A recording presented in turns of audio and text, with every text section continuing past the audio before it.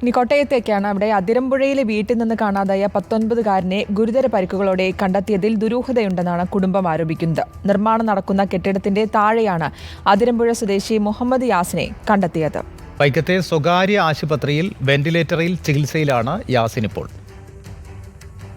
വെള്ളിയാഴ്ച വൈകിട്ട് 6:40 മുഹമ്മദ് യാസിൻ സ്കൂട്ടറിൽ വീട്ടിൽ നിന്നും പോകുന്നത്.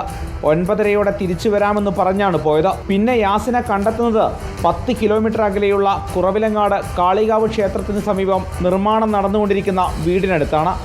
2 നില കെട്ടിടത്തിൽ നിന്ന് വീണ നിലയിൽ ഗുരുതര പരിക്കുകളോടെയാണ് കണ്ടെത്തിയത്. തലക്കടക്കം ഗുരുതരമായി പരിക്കേറ്റ മുഹമ്മദ് യാസിൻ വെന്റിലേറ്ററിൽ ചികിത്സയിലാണ്.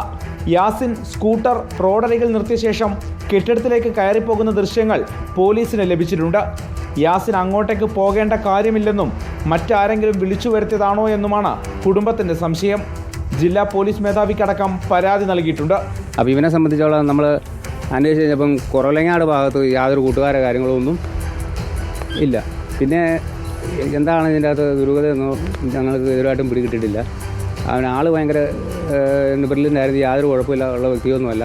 BCA 2ാം വർഷ വിദ്യാർത്ഥിയാണ് മുഹമ്മദ് യാസിൻ. അന്വേഷണം പുരോഗമിക്കുകയാണെന്നും നിലവിൽ മറ്റ് ദുരൂഹതകൾ ഒന്നും കണ്ടെത്താൻ കഴിഞ്ഞിട്ടില്ല എന്നുമാണ് കുറവിലങ്ങാട് പോലീസിന്റെ വിശദീകരണം. ഫോൺ ശാസ്ത്രീയ പരിശോധനയ്ക്ക് അയക്കാനും തീരുമാനിച്ചിട്ടുണ്ട്.